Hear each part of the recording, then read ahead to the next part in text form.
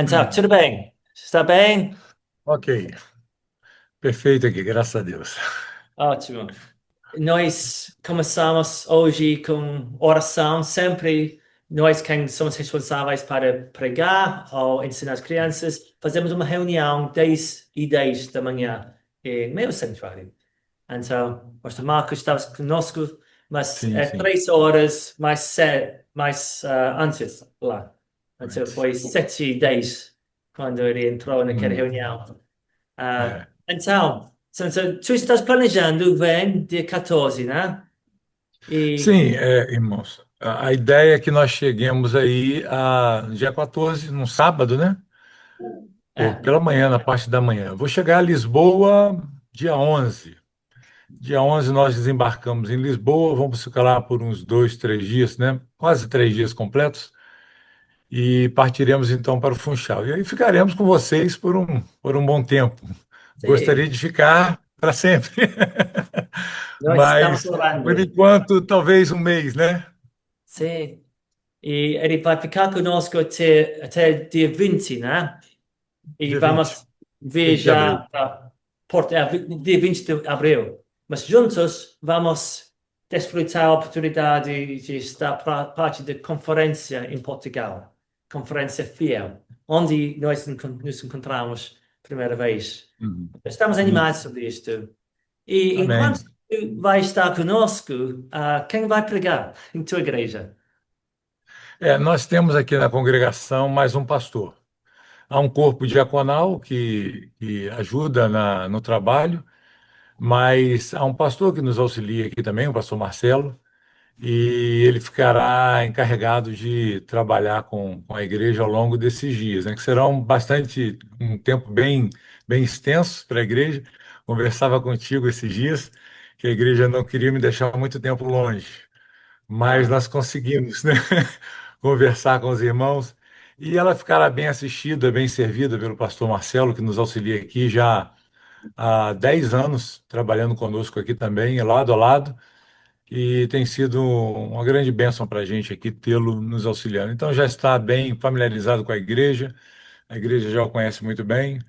Eu acredito que será um tempo bom também, tanto para ele quanto para a igreja, né? ah. E então tu fala um pouco inglês, né? Um pouquinho. Muito pouco. E tua esposa, ela fala inglês ou não? Não, não, não, não, também não.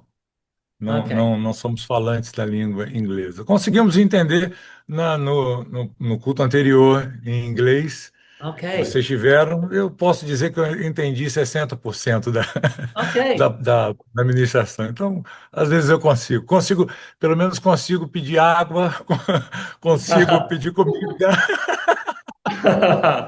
consigo me virar, me arrumar aonde me Ah, deixarem, né?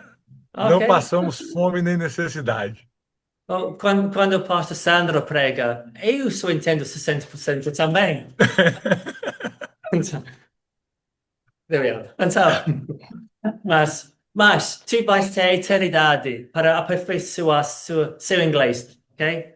Sim, eu espero Embora. que esse tempo que nós passarmos aí seja o suficiente para melhorar um Yeah. pouquinho mais. Ok. Vai ser ótimo para tu estar aqui. Estamos Sim, muito com certeza. animados sobre isto. Já estamos orando bastante para tudo que tu Amém. precisa consertar para a sua saída e chegada aqui. E queremos que Deus vai abençoar esse tempo ricamente. Amém. Então, estamos Sou animados. grato a Deus pelas orações, pelos esforços dos irmãos, pela ajuda e por tudo aquilo que tem feito, né, para poder nos assistir nessa nossa ida até Portugal. Ok. Muito bom. Obrigado, meu irmão. Queridos, graça e paz mais uma vez de Cristo Jesus. Eu fico muito feliz em ter essa oportunidade de poder pregar aos irmãos nessa manhã de domingo aqui no Brasil. Aí já é tarde. Eu brinco com a minha igreja quando nós oramos por vocês aqui, que vocês são os nossos irmãos do futuro. Há um fuso horário de 3 horas entre nós, né? Vocês estão sempre à frente. E eu digo para eles: vamos orar pelos nossos irmãos lá do futuro, a igreja lá em Portugal, no Funchal. Eu fico muito feliz agora poder estar nesse momento, compartilhando com vocês um pouco da palavra de Deus. O texto que nós iremos pregar fala dessa realidade que é a Igreja de Cristo, plantada, estabelecida aqui na Terra. Para isso, eu separei uma leitura com os irmãos. Eu vou abrir a minha Bíblia aqui, no livro de Atos dos Apóstolos, e a nossa exposição ela está consubstanciada no capítulo 2 de Atos, dos versos 42 ao verso 47. Um texto muito conhecido da igreja, eu acredito que os irmãos já tenham passado por esse texto várias vezes, e eu gostaria então de poder ler e expor a santa palavra de Deus para os irmãos. Espero não cansá-los, eu sei que a, a pregação online, separados por essa realidade, às vezes cansa um pouco. Eu vou procurar ser breve e de alguma forma mais dinâmico para poder não cansar os irmãos e poder abençoá-los aí. Então, se os irmãos puderem abrir suas Bíblias, lemos a partir do verso 42. Estou lendo aqui na nova versão internacional, para facilitar a nossa comunhão aqui, usando as mesmas linguagens, né, da tradução bíblica. Diz então assim a palavra do Senhor. Eles se dedicavam ao ensino dos apóstolos e à comunhão, ao partir do pão e às orações. Todos estavam cheios de temor e muitas maravilhas e sinais eram feitos pelos apóstolos. Os que criam mantinham-se unidos e tinham tudo em comum. Vendendo suas propriedades e bens, distribuíam a cada um conforme a sua necessidade. Todos os dias continuavam a reunir-se no pátio do templo, partiam pão em suas casas e juntos participavam das refeições com alegria e sinceridade de coração, louvando a Deus e tendo a simpatia de todo o povo. E o Senhor lhes acrescentava diariamente os que iam sendo salvos. Amém. Louvado seja Deus pela sua santa palavra. Eu queria orar mais uma vez com os irmãos. Ó Deus, nós te bendizemos, te louvamos por esta oportunidade. Apesar, Senhor, de toda a limitação que nós temos aqui, de não estarmos fisicamente presentes, mas que o Senhor nos conduza através dessa exposição da tua palavra, de maneira que nossos irmãos também sejam edificados e abençoados pela tua palavra, Senhor. Então, usa-nos, capacita-nos, abre os nossos ouvidos e corações para esse momento. Amém. Meus amados, como nós podemos definir uma igreja ou uma igreja boa? Esse é o título da nossa mensagem, uma igreja boa. Há muitas pessoas que buscam por uma igreja que seja boa, não é mesmo? Eu acredito que aí também, assim como no Brasil, pessoas têm buscado igrejas que sejam igrejas saudáveis, igrejas boas, para que elas possam congregar. Então, como é que nós podemos definir o que é uma boa igreja? As pessoas elas têm um conceito de igreja em suas mentes, como uma igreja ela deve ser. Porém, o que nós percebemos é que muitas das vezes esse conceito ele provém, ele parte de seus pressupostos, de suas conveniências, de suas percepções pessoais, suas imaginações, e elas nunca ou quase nunca procedem de uma fonte segura. E que fonte segura nós temos para definirmos o que é uma boa igreja? Como é que nós podemos olhar para uma congregação local e falarmos a respeito dela? Olha, está aí, encontrei uma boa igreja. Esta é uma igreja boa. Qual seria, então, o modelo ideal de igreja?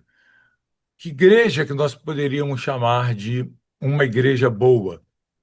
Eu queria olhar com os irmãos nesse texto, porque Lucas, quando ele escreve a sua narrativa do livro de Atos, ele menciona como a igreja vivia nos seus aproximadamente 30 primeiros anos.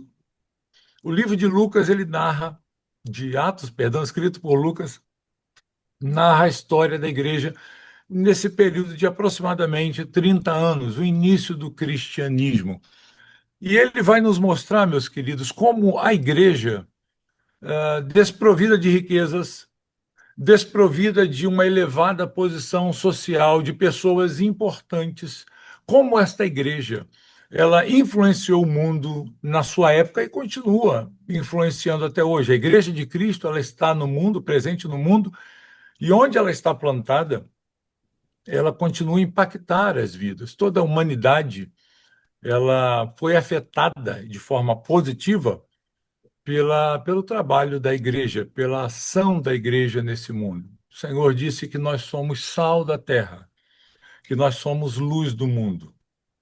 E por sermos sal e por sermos luz do mundo, certamente isso influencia não só a nós, mas também aqueles que estão ao nosso redor. E Lucas, então, procura, meus irmãos, nos descrever aqui como que Deus estava com aqueles primeiros crentes, como que a bênção de Deus estava presente nesses primeiros crentes, de uma maneira que aquela pequena comunidade de crentes que começa em Pentecostes com 120 pessoas ali orando, quando o Espírito desce sobre eles, como que essa comunidade pequena de, de cristãos serviu de modelo para os crentes que vieram antes de nós, e como também esta congregação, essa pequena congregação, tomada pela ação do Espírito Santo, também serve de modelo a nós. E o que Lucas faz aqui, na sua narrativa, na sua história revelada nessas páginas do livro de Atos, é como é que uma igreja ela deve viver nesse mundo, como que a igreja ela deve caminhar nessa terra. E a partir então daquilo que Lucas nos apresenta no livro de Atos, nós podemos definir, à luz do que vemos naquela igreja, olhando para as páginas do texto sagrado, nós podemos perceber o que faz uma igreja ser uma igreja boa. A Bíblia, meus irmãos, ela nos traz alguns elementos importantes que compõem a igreja, que devem estar presentes na igreja ainda hoje. Não são realidades que deveriam estar presentes apenas naquela igreja nascente, em Atos dos Apóstolos, mas ela deve estar presente também em nossos dias, no nosso viver, no nosso dia a dia. Ela deve estar presente aqui, nessa congregação da qual eu sou pastor. Ela deve estar presente aí na congregação de vocês.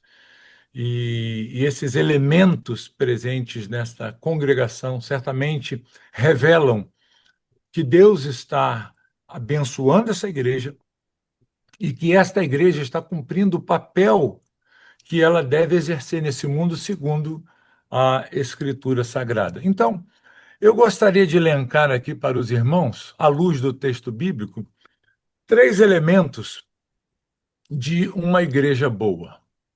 Se eu quero saber se aquela igreja que eu estou em vista é uma igreja boa ou não, eu devo então não olhar para dentro de mim, não olhar para aquilo que a minha mente simplesmente projeta como uma imagem de uma igreja ideal.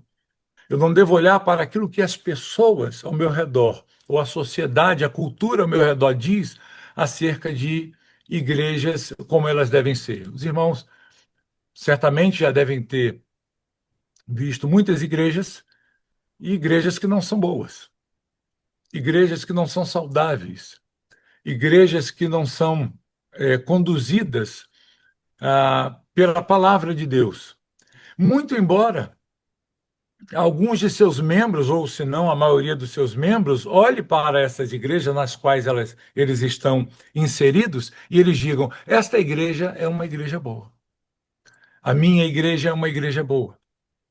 E quando nós vamos olhar para dentro dessa igreja, para a realidade do que é essa igreja, nós percebemos: não, esta não é uma igreja boa. Às vezes nós podemos nos deparar até mesmo com uma seita. que, embora tenha um nome de igreja na porta do seu templo, do seu salão de reuniões, isso não significa muita coisa. Isso não significa que esta igreja ou este grupo de pessoas reunidas ali naquele lugar compõem ou formam uma igreja ou a igreja de Cristo. Então, nós não podemos nos basear em nossos achismos ou preferências, insights, mas nós devemos olhar para a palavra de Deus.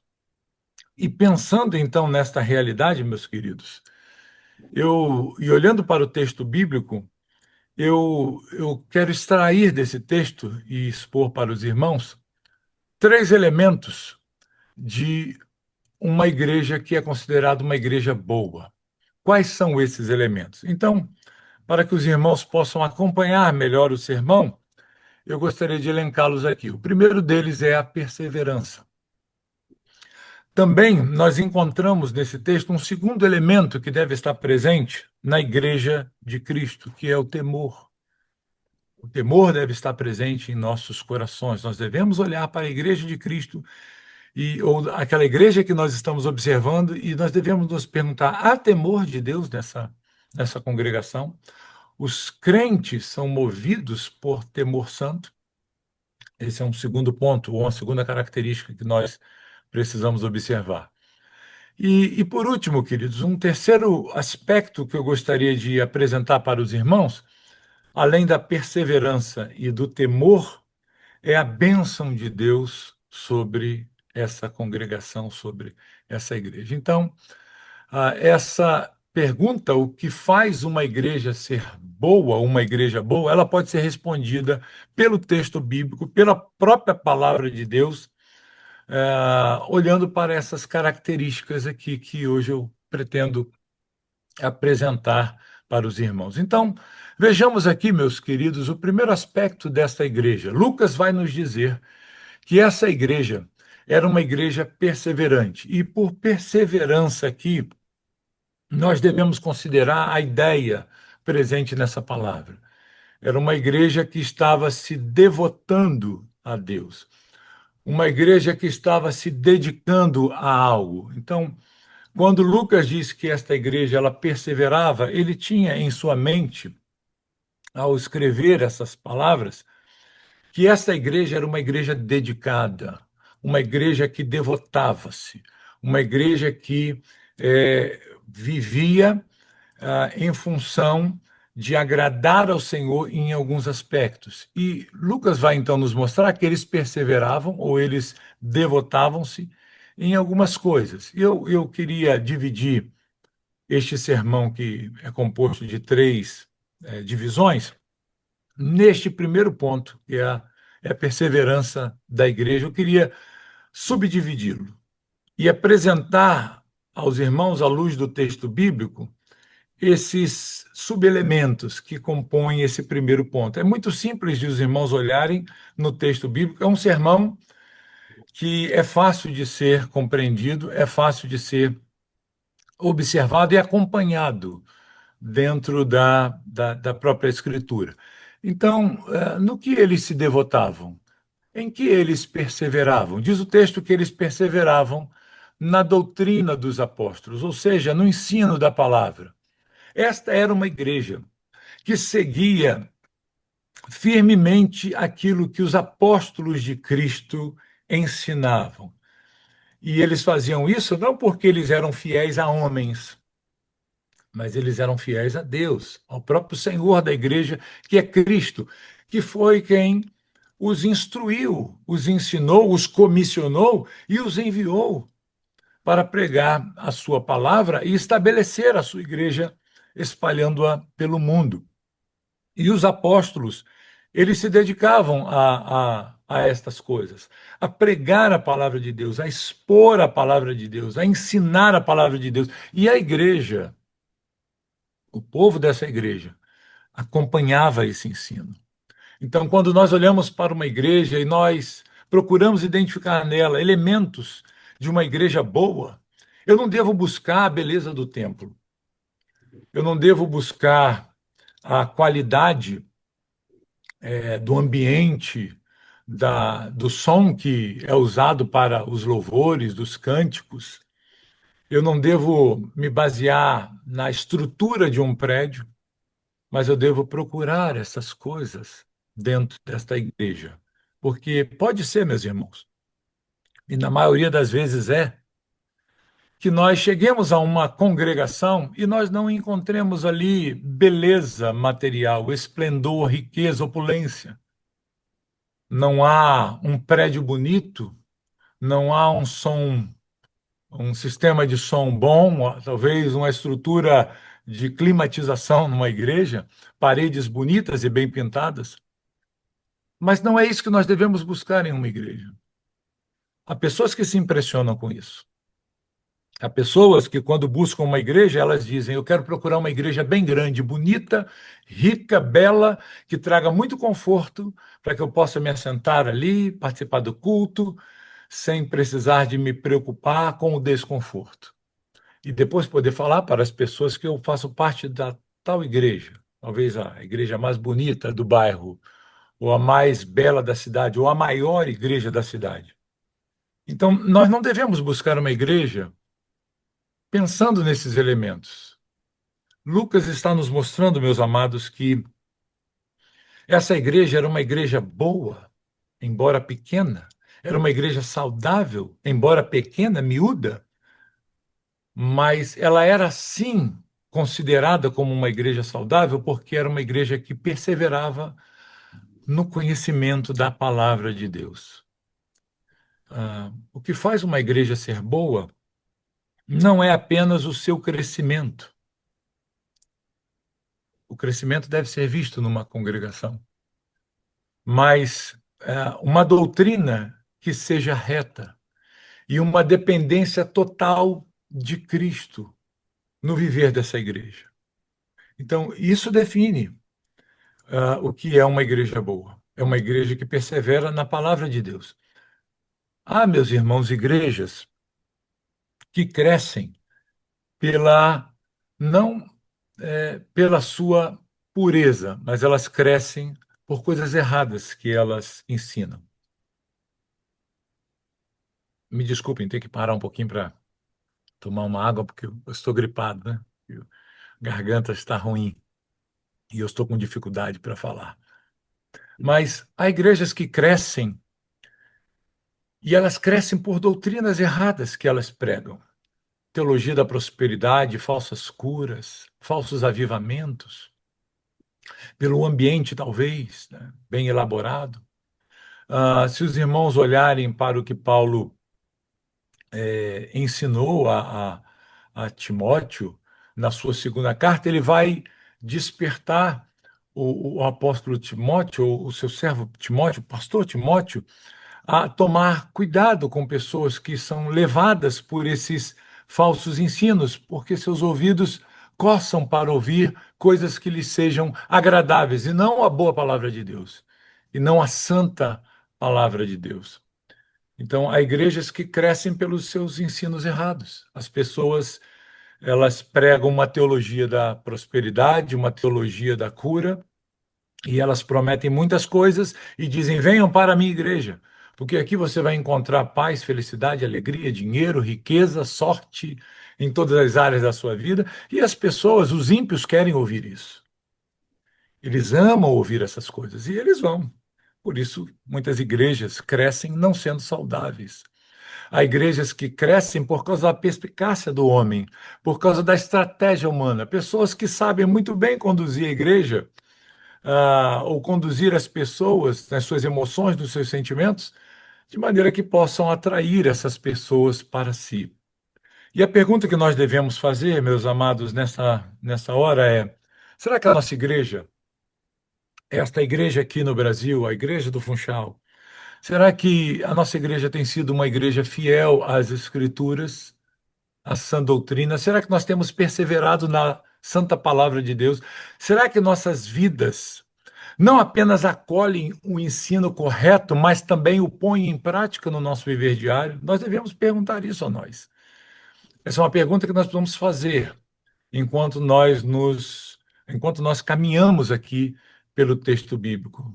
A nossa igreja ela pode não ser uma igreja grande, bonita, bela e rica, mas é uma igreja fundamentada na palavra de Deus. Ela é uma igreja que ama a sã doutrina e persevera na sã doutrina. Bem, se sim, nós já temos um ponto. Se sim, nós já conseguimos cumprir um objetivo na nossa lista de uma igreja boa. Bem, mas também a perseverança está ligada aqui, queridos, à comunhão. Se os irmãos olharem para o texto bíblico, os irmãos verão que essa igreja era uma igreja comprometida com a comunhão dos santos. O texto vai nos dizer que todos eles estavam juntos, todos os que creram estavam juntos. É assim que o crente vive. O cristão ele tem prazer de estar não com os ímpios, não com os de fora, embora isso muitas das vezes seja necessário. Mas o prazer dele é estar na companhia dos santos, no ajuntamento dos santos, no ajuntamento da igreja, para juntos servirem a Deus. E isso se desdobra em outras questões também, não apenas da questão do relacionamento pessoal, de estarem presentes fisicamente, mas isso também afeta a forma deles viverem. E até mesmo de administrarem os seus bens. O texto vai nos dizer que tudo que eles tinham em comum.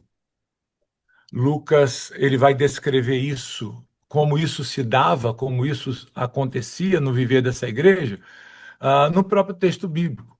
Era uma comunhão que não apenas envolvia a participação no culto, mas afetava o estilo de vida desses crentes, de maneira que eles faziam suas refeições em conjunto, eles partilhavam inclusive os seus bens à medida que alguém tinha necessidade. Veja como que isso afeta a vida do cristão. Não apenas um relacionamento de um momento em que nós estamos reunidos para cultuarmos a Deus num local apenas, mas isso afeta todo o nosso estilo de vida. Diz o texto que diariamente eles estavam no templo e eles estavam em suas casas também. A igreja primitiva, ela ainda estava muito ligada, por ser uma igreja que nasce do judaísmo. Grande parte da igreja, se não quase toda a igreja, era formada por judeus. Então, eles não tinham ainda a compreensão dessa separação do judaísmo com o cristianismo. Então, o local que eles conheciam e sabiam que eles deveriam se reunir era o templo. E eles continuavam indo ao templo diariamente, se reuniam ali no Pórtico de Salomão, e ali a igreja ela desfrutava dessa comunhão, mas não apenas ali, mas também nas suas casas. Tipicamente, a igreja, no seu início, ela vivia assim em casas. Como vocês aí hoje se reúnem numa casa. Vocês não têm um prédio, um edifício dedicado unicamente para hábitos religiosos, mas vocês fazem isso numa casa. Nós aqui também fazemos reuniões em casas e não há problema nenhum com isso. Pelo contrário, nós temos esse modelo, inclusive na palavra de Deus. Mas o que está em questão aqui, meus irmãos, é o desejo dessa igreja de estar sempre unida, de estar sempre reunida, de estarem sempre juntos, não apenas fisicamente, mas o coração deles pertenciam a Cristo e pertenciam uns aos outros, de maneira que até em suas necessidades e dificuldades eles eram assistidos um pelo outro. E a pergunta que nos fica aqui é: será que nós estamos empenhados na prática desta comunhão? Será que eu tenho olhado para a igreja de Cristo, para a minha igreja, a igreja onde eu congrego, onde você congrega? Você tem se empenhado pela comunhão? Nós temos nos empenhado por esta comunhão diária, presencial, sempre presentes, unidos, compartilhando uns com os outros. Será que nós estamos comprometidos com isso? Eu espero que sim.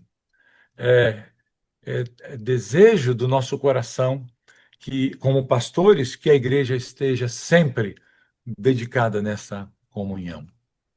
Bem, o texto prossegue nessa perseverança e nós veremos que eles perseveravam também no partir do pão. E o que é isso? É a comunhão, ou aplicação das ordenanças deixadas pelo Senhor. Esta era uma igreja que entendia o valor da celebração da mesa de Cristo, do sacrifício de Cristo, da lembrança do que Cristo fez por eles. Essa comunhão que alimenta a igreja no partir do pão, no tomar do vinho, que nutre a igreja espiritualmente, que une a igreja com esses laços espirituais, que nesta prática também professa e anuncia o que Cristo fez, onde ele está e de onde virá e por que virá, porque um dia ele virá. Todas as vezes que nós celebramos a ceia do Senhor, nós estamos nos alimentando de Cristo, relembrando a nossa história, o que Cristo fez por nós, pela sua igreja, e nós estamos proclamando, nós estamos anunciando ao mundo que Cristo voltará para julgar os ímpios, para punir os maus e resgatar a sua igreja, resgatar a sua noiva. E a igreja aqui em questão, que Lucas nos apresenta, era uma igreja que estava dedicada diariamente a isso. Em nossa igreja aqui no Brasil, especificamente nesta congregação da qual eu sou pastor, nós temos o princípio de nunca desprezarmos esse momento da ceia do Senhor. Há igrejas que quase nunca celebram a ceia, que quase nunca partem o pão e tomam do vinho. Nós entendemos aqui nesta congregação que nós devemos fazer isso todas as vezes que nós nos reunimos. Portanto, aqui em nossa igreja, especificamente, todos os domingos pela manhã, nós separamos no culto um tempo para nós celebrarmos a mesa do Senhor, porque entendemos que é importante a cada semana nós relembrarmos o que Cristo fez por nós, contarmos a história da nossa salvação através desses elementos, pão e vinho. E nós partilhamos dessa comunhão e comemos do pão, e quando comemos do pão e bebemos do cálice, nós estamos proclamando que Cristo é o nosso Salvador, que ele virá para nos salvar. E nós anunciamos para aqueles que são descrentes e que porventura estiverem em nosso meio, que eles devem também saber disso, que Cristo é Senhor dos céus e da terra, que ele é Senhor de todos e que um dia ele voltará para julgar o ímpio, o mundo perverso, e arrebatar para si a sua igreja para estar para sempre com ele. A ceia do Senhor é um memorial que Cristo nos deixou e nós não podemos desprezar esse momento, como a igreja apresentada por nós aqui, por Lucas, a nós, por Lucas, ele nos mostra que era uma igreja comprometida com isso. Também há um outro elemento aqui que são as orações, não apenas a ceia, a mesa do Senhor, o partir do pão, mas eles perseveravam nas orações. Uma igreja que se dedica à oração e faz da oração um hábito diário. Infelizmente, nós ouvimos que a igreja, não sei em Portugal, mas no Brasil é uma igreja que ora bem pouco, uma igreja que se dedica bem pouco à oração. Ah, nós podemos dizer que um dos cultos menos frequentados da igreja é o culto de oração, onde nós nos reunimos especificamente para a oração, para nos dedicarmos por muito tempo a esta prática. E não só como igreja reunidos, mas de forma individual também, pessoal, no nosso quarto, no local separado, onde nós participamos ali daquela comunhão com Cristo. Lucas procura nos mostrar que este elemento estava presente nesta igreja. E quando eu olho para uma igreja e eu quero saber se esta igreja é uma igreja boa, então eu devo olhar para isto. Eu devo olhar para esta igreja e saber, procurar identificar. Esta igreja era uma igreja perseverante na palavra de Deus. É uma igreja que está dedicada à comunhão de uns com os outros. É uma igreja que está dedicada à mesa do Senhor, à comunhão da ceia do Senhor. É uma igreja que vive orando, que está dedicada intensamente à oração. Bem, se eu encontrar esses elementos de perseverança numa igreja, eu posso dizer, ok, esta é uma igreja boa. Nós já cumprimos o primeiro ponto aqui. Bem, eu disse para os irmãos que são três elementos que compõem a igreja boa. E vejamos aqui o segundo elemento que está elencado aqui nesta mensagem a respeito da igreja de Deus. Ela era uma igreja que andava no temor de Deus. Era uma igreja perseverante, mas era uma igreja também que temia a Deus. Todos nessa igreja temem ao Senhor, de maneira que o temor do Senhor permeava todo o ambiente cristão, o ambiente daquela igreja na sua época. E a pergunta é: como eles temiam a Deus? Ou por que eles temem a Deus? Bem, eu separei dois aspectos aqui para nós olharmos, queridos. Esse temor ou esta reverência, né, que nós chamamos a Deus, esse respeito a Deus. Embora o medo também deve estar presente, porque Deus é o Deus Todo-Poderoso. A sua glória, ela é inigualável. E nós devemos também ter esse temor no sentido de considerar a sua santidade, a sua pureza e devemos nos aproximar dele dessa maneira também. Mas por que que eles temem a Deus? Bem, irmãos, eles temem a Deus porque eles consideravam a natureza de Deus. Esse aqui é um ponto muito importante para nós olharmos. Quem Deus é? Quando esta igreja ela se relacionava com o Senhor, ela se relacionava em temor porque eles sabiam que Deus é santo. Eles sabiam que Deus é todo-poderoso. Eles sabiam que Deus é totalmente digno e a sua grandeza ela é incomparável.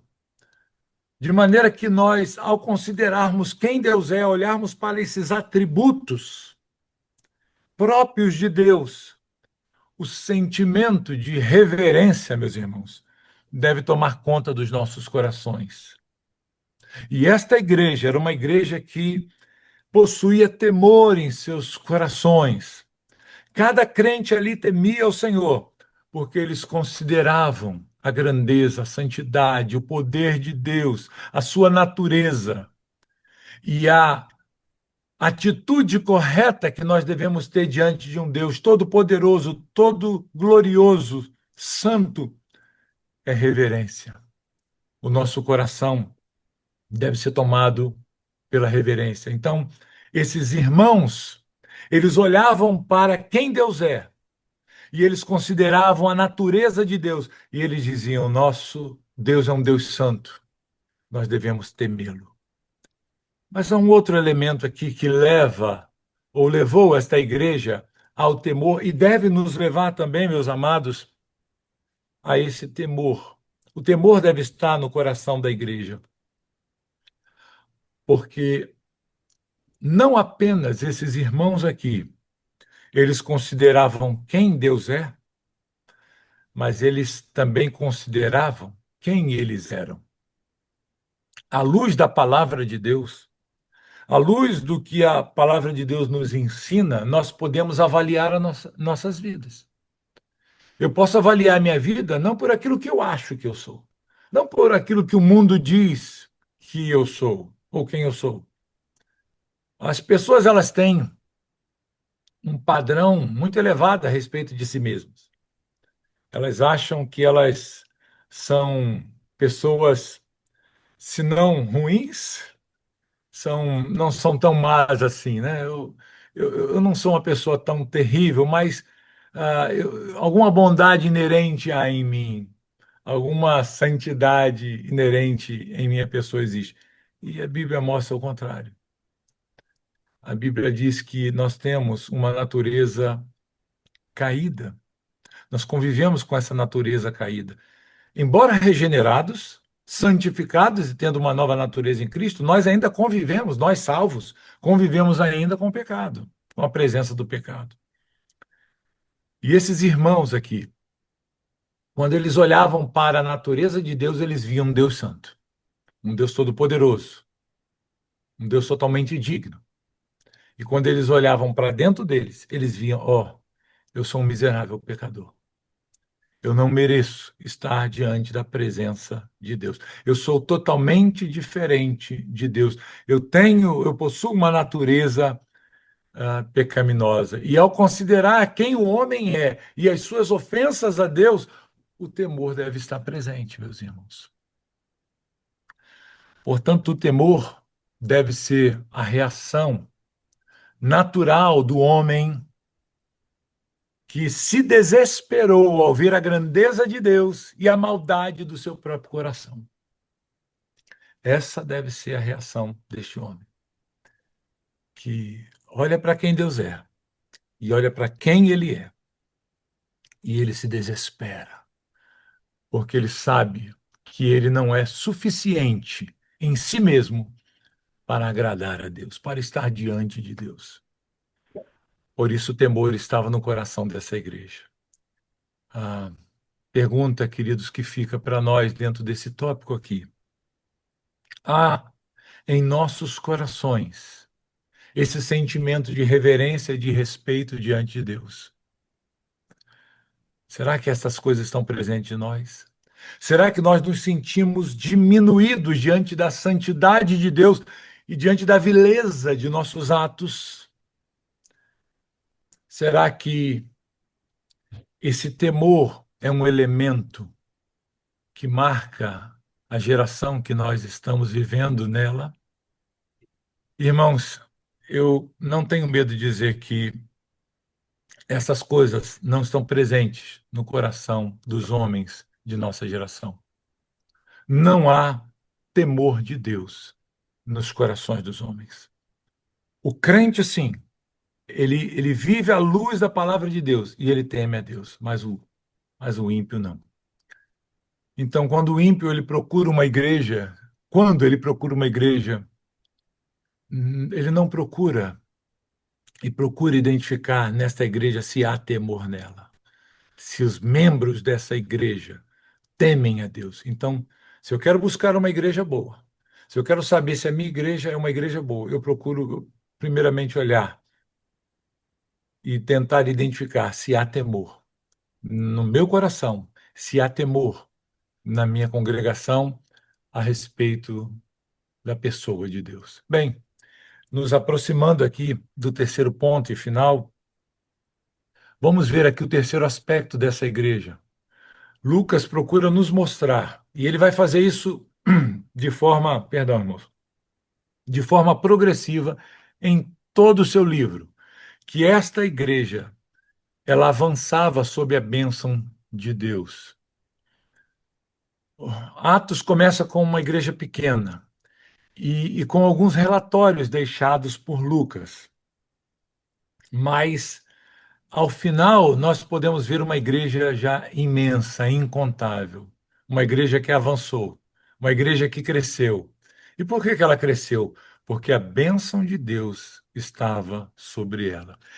Como esta bênção, meus irmãos, ela é vista ou era vista à luz do texto bíblico? Bem, ela é vista na ação soberana de Deus em salvar aqui o seu povo. E a Bíblia enfatiza muito claramente que Deus é soberano na salvação do homem. A soberania de Deus em salvar é bem enfatizada no texto bíblico. A salvação, ela pertence ao Senhor. É Ele, então, quem constrói soberanamente a sua igreja, o seu povo. É Ele quem vai construindo a sua igreja, trazendo os seus eleitos, trazendo os salvos para si, regenerando corações, segundo a sua vontade. Nada na igreja de Cristo acontece à parte ou separado da vontade de Deus. Toda a igreja, ela cresce pela ação de Deus. Ela é edificada. Algumas igrejas, elas demoram um pouco mais para crescer numericamente. Isso depende do contexto em que ela está inserida, isso influencia, é verdade.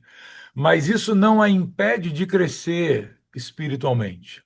dela ser edificada, nutrida e bem alimentada. Ela começa pequena, ela começa como uma criança, como um bebê espiritual, mas ela vai sendo alimentada e nutrida pela palavra de Deus, de maneira que ela vai crescendo, amadurecendo e se tornando forte cada dia mais, a ponto de enfrentar as dificuldades que são comuns à Igreja de Cristo. Então, Deus soberanamente, meus irmãos, vai chamando diariamente pelo evangelho pregado por sua igreja, pelos crentes, por nós, ele vai salvando o seu povo. E aí nós encontramos a soberania de Deus em salvar. E vimos então a bênção de Deus operando na sua igreja. E ela também, ela tem a bênção de Deus, nós podemos dizer que a bênção de Deus está nesta igreja quando nós observamos um púlpito fiel nessa congregação, a mensagem fiel do evangelho sendo anunciada. Ah, é importante nós notarmos no texto bíblico, meus irmãos, que todo esse número de pessoas que Lucas mostra aqui iam sendo salvas, iam sendo acrescidas à igreja, se dava pela mensagem do evangelho proclamada pelos apóstolos. Não eram invenções que eram contadas em suas reuniões, de maneira que as pessoas eram atraídas por esses movimentos, mas era o puro evangelho de Deus pregado do púlpito dessa igreja, que despertava corações pelo chamamento do evangelho. E a bênção de Deus era vista assim. Se nós olharmos aí no texto bíblico, o discurso de Pedro, se os irmãos voltarem alguns versículos, aí no próprio capítulo 2, você vai ver o discurso de Pedro e as marcas desse discurso de Pedro. Por exemplo, no verso 22, ele vai apresentar a vida de Cristo no seu discurso, na sua pregação. Ele vai, no verso 23, apresentar o sacrifício, a morte de Cristo. Nos versos de 24 a 32, ele vai mostrar como Cristo ressuscitou dentre os mortos, a sua ressurreição. Nos versos 33 ao 35, meus irmãos, vocês verão Pedro falando a respeito da exaltação de Cristo, Cristo exaltado soberanamente. E no verso 36, ele nos mostra o senhorio de Cristo. Então, veja que toda a mensagem de Pedro ou dos apóstolos envolviam estas questões. E é exatamente esta mensagem que deve estar presente nos púlpitos de nossas igrejas. De maneira que, se eu quero encontrar uma boa igreja, uma igreja que seja boa, eu não devo olhar para essas outras coisas que os incrédulos buscam, que atraem os olhares, as visitas dos descrentes, mas eu devo olhar para a mensagem que está sendo proclamada do púlpito desta igreja. Cristo está sendo pregado, o evangelho de Cristo tem sido proclamado e anunciado fielmente neste púlpito. Se o evangelho é pregado fielmente, se a palavra de Deus é exposta fielmente, ok, eu estou diante de uma boa igreja. Uma igreja que está sob a bênção de Deus. Uma grande evidência da bênção de Deus, meus irmãos, para uma igreja e para uma nação é a presença de um púlpito fiel às Escrituras. É a presença de um púlpito bíblico. De maneira que, quando falta fidelidade no púlpito de uma igreja, de maneira que, quando falta fidelidade na pregação do evangelho em uma nação, esta igreja e esta nação, ela está sendo levada à ruína.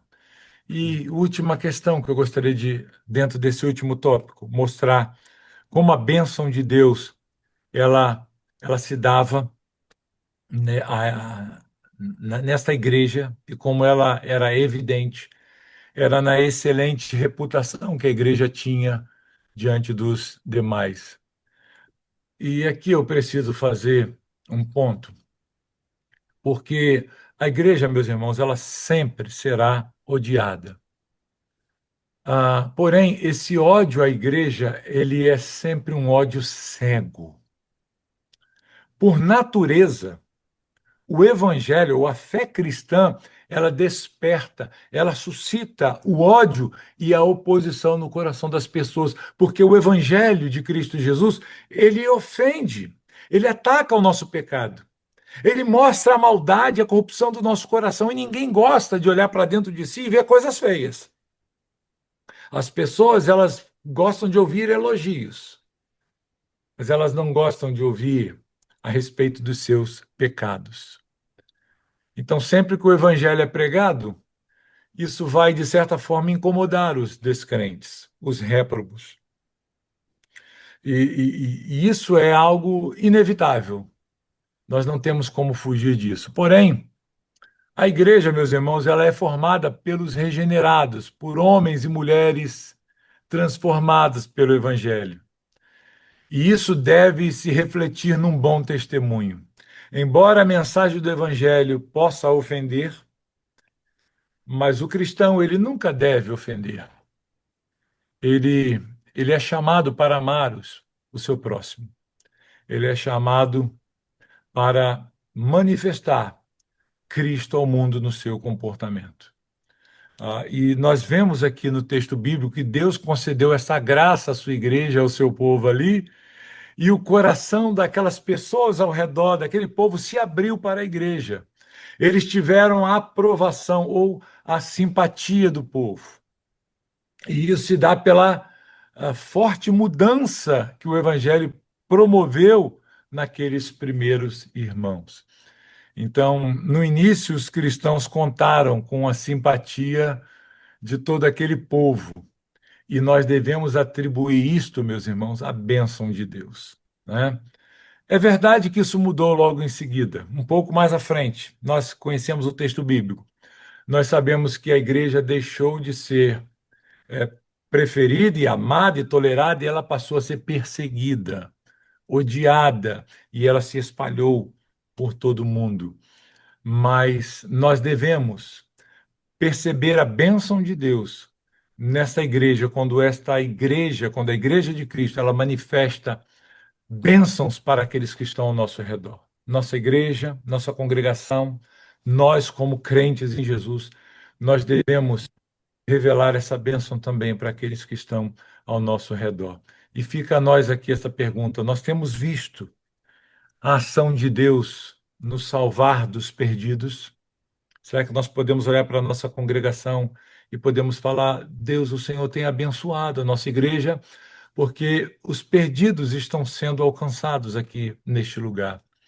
Deus tem nos feito instrumentos seus para para a salvação daqueles que não conhecem a Cristo ainda. Nós devemos entender isso, porque embora Deus seja, como eu disse, soberano em salvar, isso não nos exime de nossa responsabilidade de pregar aos perdidos, de ir aos perdidos e pregar. Será que nós temos feito isso? Será que nós temos sido uma igreja envolvida na pregação do Evangelho, no levar o Evangelho àqueles que estão perdidos? Nós devemos pensar a respeito disso. Há aqui em nossa igreja pregação e ensinos alinhados com a palavra de Deus? Será que nós temos um bom testemunho a respeito dessas coisas? Irmãos, são essas as coisas que devem estar presentes em nós como igreja. Eu quero fechar essa exposição breve para os irmãos, mostrando e procurando mostrar que estas são necessidades vitais a qualquer igreja, a qualquer cristão. A perseverança. Perseverar na boa doutrina, na comunhão com a igreja, nos sacramentos ou nas ordenanças, numa vida de oração. Nós devemos viver a vida cristã debaixo do temor de Deus, no temor do Senhor, e nós devemos fazer todas as coisas debaixo da bênção de Deus. Nós devemos nos lembrar que a igreja é esse conjunto de crentes reunidos em Cristo Jesus e ela deve manifestar estas realidades não só dentro do seu contexto local, interior, mas também exterior. De maneira, queridos, que assim, então, uma boa igreja, é aquela que é composta por crentes saudáveis, por pessoas regeneradas, comprometidas com essas características, com o objetivo de manifestar a glória de Deus. Estas eram as coisas que a igreja fazia lá atrás, quando eles se reuniam. E estas devem ser as realidades que devem estar presentes no nosso meio, quando nos reunirmos também para adorarmos a Deus e manifestarmos a glória dele ao mundo. Que o Senhor, meus irmãos, possa nos abençoar e nos ajudar a sermos essa igreja descrita na palavra de Deus, como ela deve ser. Quando nós então formos buscar uma igreja para congregarmos, quando nós formos buscar uma igreja que seja uma igreja boa, nós devemos ir à palavra de Deus e nós devemos voltar a esta mensagem e pensar: ora, será que há nesta igreja todos esses elementos?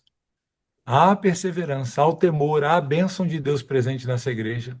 Se não há, bem, nós devemos fugir desta igreja. Não devemos entrar nessa igreja. E se por algum motivo nós olharmos para a nossa igreja hoje e percebermos que alguma dessas coisas tem faltado, nós devemos orar a Deus e pedir: Senhor, perdoa-nos, ajuda-nos a alcançar estas coisas no nosso viver como igreja, de maneira que nós possamos ser uma bênção para os nossos irmãos aqui ao redor e para aqueles que estão próximos a nós. Que Deus possa nos abençoar, meus irmãos, com a sua palavra ministrada nessa manhã. Eu gostaria de orar e, após a oração, passar a palavra para o pastor Jason novamente. Santo Deus, nós louvamos o teu nome pela tua santa palavra. Te agradecemos, ó Deus, pela oportunidade de fazer parte da Igreja de Cristo, do corpo de Cristo neste mundo. Ó Deus, nós sabemos que esses elementos devem estar presentes em nós, na Igreja de Cristo. E nós, Senhor, somos pecadores, somos falhos. Nós temos tantas dificuldades, Senhor. Nós precisamos da tua graça, da tua misericórdia para nos ajudar a desenvolver diariamente essa perseverança, a desenvolver diariamente esse santo temor, para vivermos, ó Deus, à luz da tua vontade, termos a tua bênção sobre nós no nosso viver diário. Então, ó Santo Deus, nos ajude nessas coisas. Ajude a congregação aqui no Brasil, na qual eu pastoreio. Ajude-nos a ser uma igreja saudável, uma igreja bíblica, uma igreja boa. Nós não temos dinheiro, nós não temos riqueza, não temos beleza física no nosso templo, mas nós fomos lavados no sangue de Cristo. E eu te peço que o Senhor ajude a igreja de Cristo em Funchal também a manifestar esses elementos que compõem uma igreja boa. Ainda que eles não tenham um templo imponente, grandioso, no melhor local da cidade, com o melhor acesso, ainda que não seja uma igreja rica, grande em número, mas que eles tenham perseverança, ó Deus, que eles tenham temor no coração deles, que eles amem ao Senhor, que eles sirvam ao Senhor e que eles tenham a tua bênção diariamente sobre eles. Assim eu oro e te agradeço por meio de Cristo Jesus. Amém. Deus abençoe os irmãos, queridos.